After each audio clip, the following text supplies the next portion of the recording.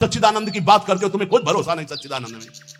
हम कह रहे हैं ईमानदारी से गौ सेवा करो, अगर बिना मांगे ना आ जाए तो हमें बताना, गोविंद तुम्हारे दरवाजे पर द्वारपाल बना खड़ा रहेगा। गौ सेवा करते हो, चाहे संत सेवा करते हो, चाहे जो भी कार्य करो, तुम्हें भरोसा उस गोविंद का होना चाहिए जिसका यश गाते हो, जिसके लिए करते हो। वो विश्वम्भर सब जग का भरण पोषण करता है। हमारी समझ में नहीं आता कि मांगने की जरूरत कहां है।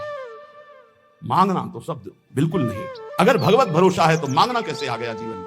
अब यहां देखिए, यही वात्तम वसु प्रीत्यै प्रेत्यवै कटुकोदयम। खूब मेहनत करो, धर्म पूर्वक धन कमाओ, परिवार के पोषण में लगाओ। बिल्कुल चवन्नी देने की जरूरत नहीं बाहर। हम तुम्हें कह रहे हैं उन्हीं को भगवत स्वरूप मान लो, माता पिता परिवार, खूब उनको संतुष्ट करो। घर में ठाकुर जी विराजमान कर लो, भोग लगाओ, परिवार को पवाओ, नाम जप करो। एक पैसा देने की जरूरत, तुम्हें भगवत प्राप्ति होगी। हमारी बात समझ लो। अब तुम्हारे पास 100 रुपया इस तरह है कि हमारे सब प्रयोग से, हर कार्य से, अब उनको सोचो ऐसी जगह हम 100 रुपया देंगे जहां कोई हमको नमस्कार न करे, कभी लौट कर हमसे राधे श्याम ना बोले। ऐसी जगह चुपचाप ऐसे दे दो, कोई जाने ना। ये हुआ दान धर्म। सो धन धन्य प्रथम गति जाके। जहां कोई तुमसे मांगे ना, जहां कोई तुमको नमस्कार ना करे, जहां तुम्हारा आदर ना हो, ऐसी जगह नेकी कर दरिया में डाल की तरह। कोई दोबारा तुमसे कि ये वही आदमी जो 100 रुपया दिया था, कभी ऐसा ना बोलने वाला हो। ऐसी जगह धर्म पूर्वक कमाई को ऐसे दान किया है। अब यहां महर्षि अत्रि जी कह रहे हैं, यही वात्तम वसु प्रीत्यै। धर्म क्या है, वैराग्य क्या है, भगवत मार्ग क्या है, परम कल्याण क्या है, जगत मंगल क्या है, बस प्रवचन में रह गया है। ये संसार घृणित है, ये संसार धोखेबाज है, बस वही लौकिक। यही वात्तम वसु प्रीत्यै प्रेत्यै वै कटुकोदयम। सबके दिमाग में सोने से जागने तक, जैसे अनन्य भक्त के चिंतन में केवल हरि राधा, ऐसे संसारी के केवल दिमाग में रुपया सुबह से शाम तक, शाम से सुबह तक। और लक्ष्मी जिनके चरण को चापती रहते हैं, ऐसे हरि से विमुख पापाचरण करके रुपया इकट्ठा किया तो बोले इस लोक का धन यही रह गया।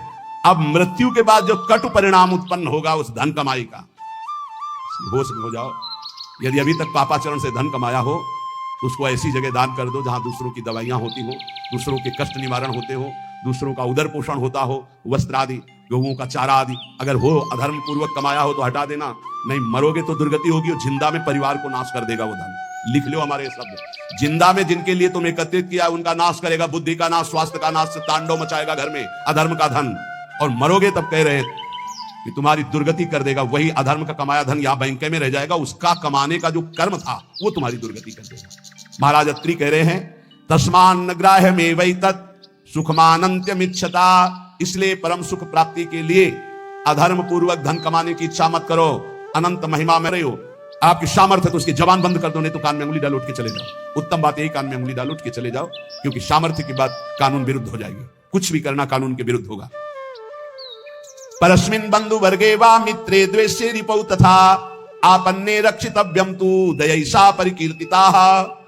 चाहे कोई पराया, चाहे कोई अपना हो, चाहे भाई हो, चाहे दुश्मन हो, यदि आप भक्त हैं तो आपका व्यवहार राग और वैर से रहित होना चाहिए। भाई के प्रति राग नहीं और दुश्मन के प्रति वैर नहीं।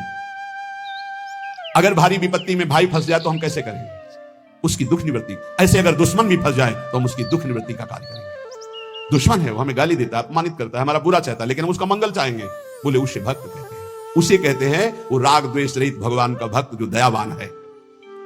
आनुशंस्यम क्षमा सत्य महिंसा दान मार्जवम प्रीति प्रसादो माधुर्यम मार्दवम च यमादस।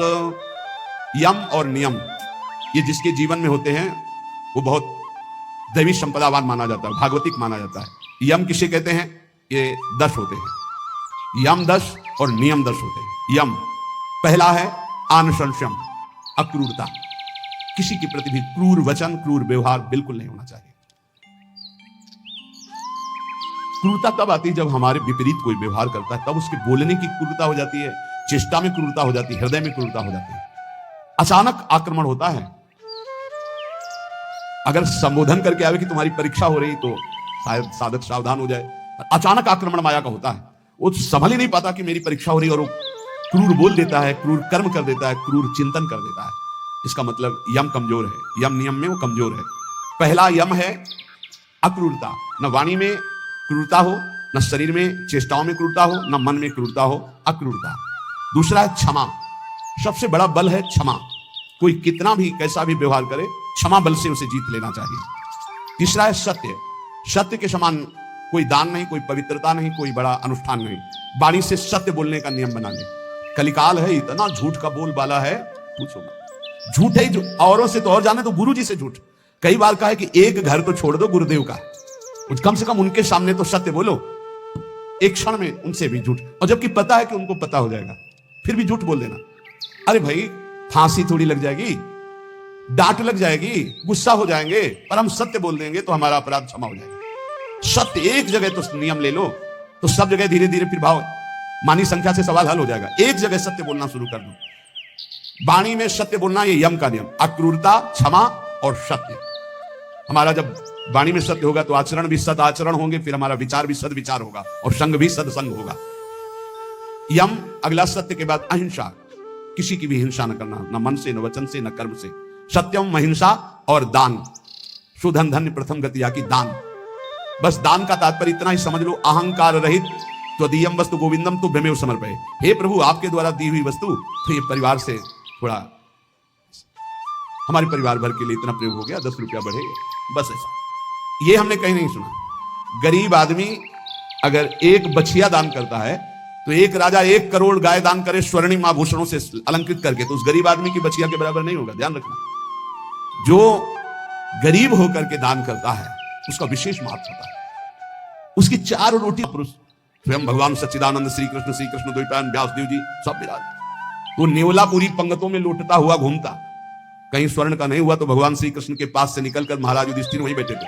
कहा महाराज तुम्हारी यज्ञ मुद्गल ऋषि की सतुआ यज्ञ के बराबर भी नहीं है। तो भगवान श्री कृष्ण ने कहा ऐसा क्यों कह रहे हो? आज तक किसी चक्रवर्ती सम्राट ने ऐसी यज्ञ नहीं की जिसमें स्वयं मैं विराजमान हूं और सब मेरी विभूतियां विराजमान है और सब शास्त्रीय पद्धति से हो रही, तुम ऐसी निंदा क्यों कर रहे हो महाराज राजसूय यज्ञ की युधिष्ठिर की? तब उन्होंने पूरी कथा सुनाई कि सतुआ यज्ञ वाली। बोले महाराज मैं पूरा लौट के देख लिया है कि रुआ भी सोने का नहीं हुआ, तो हुआ ना आपकी यज्ञ उनसे छोटी? तो भगवान ने कहा हाँ, मुद्गल ऋषि की सतुआ यज्ञ के बराबर तो राजसूय यज्ञ नहीं। क्यों? वो अकिंचन प्रतिग्रह रहित। तो यहां कह रहे दान शब्द मुद्गल ऋषि का जोर का हुआ, जो धर्म के द्वारा मेहनत करके कमाता है। जब कोई राधा बाबा से कभी कोई दक्षिणा देने की बात आई, एक बार राधा बाबा ने भागवत सुना तो कहा भाई भागवताचार्य को दक्षिणा देनी चाहिए, कोई दक्षिणा देगा? पर धर्म की कमाई का, अगर पाप की कमाई का दिया तो समझ लो किसी की जेब में। एक जो घास खोदना सेवा करने, तो उसने कहा बाबा 50 पैसा या 100 रुपया हम दे सकते हैं। बोले हाँ बस इतना ही काफी है। बाबा ने लिया और कहा भागवताचार्य जी से ये है दक्षिणा। बहुत जोर की बात। गृहस्थ है तो संयम पूर्वक विरक्त है, जनेन्द्री का संयम ब्रह्मचर्य और मौन व्रत, वाणी का मौन व्रत ये नियम, और अल्पाहार का नियम या उपवास का नियम। बहुत बड़ा भजन में इसका प्रभाव पड़ता है। आपका अधिक भोजन पाने से जो भजन में शक्ति लगनी चाहिए वो भोजन पचाने में लगती है, इसलिए भजन में रुचि नहीं होगी, ध्यान रखना। या तो अल्पाहार और या फिर कभी कभी उपवास, पर सेवा नहीं छोड़ना।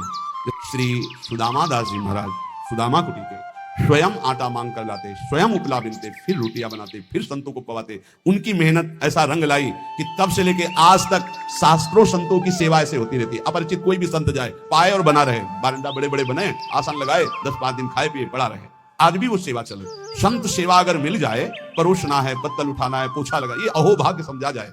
इसको ऐसा ना समझा जाए कि एकांत में बैठकर भजन करना ज्यादा अच्छा है, लेकिन इनके बीच नहीं। मन की गति को संभाल पाना बहुत कठिन है। आज एकांत के लिए भजन के लिए कर रहा है, कल एकांत के लिए भोग के लिए कहेगा, इसका कोई विश्वास नहीं। गुरु प्रदत्त दिनचर्या को कभी ना तोड़ा जाए। 10 वर्ष एक ही दिनचर्या चलाई जाए, मन शांत हो जाएगा अपने आप, देख लेना। ये नियम है। अल्पाहार नियम बना लो अल्पाहार का। एक साधु की, साधक की दिनचर्या भोजन की होनी चाहिए। इतनी रोटी, इतना चावल, इतनी सब्जी, इतना दाल, नियम है, उतना ही पाना है। कुछ भी हो, अच्छे से अच्छा पदार्थ हो, एक नियमावली भोजन की होनी चाहिए। और ए भाई, सबसे ज्यादा पतन का कार्य होता है काम भोग। ये ऐसा विकल कर देता है भोग के लिए कि सब प्राणी को, पशु पक्षी मनुष्य देवता कोई भी, ये सब विकल कर देता है कि रुक पाना बहुत कठिन होता है। फिर जहां उसको भोगा गया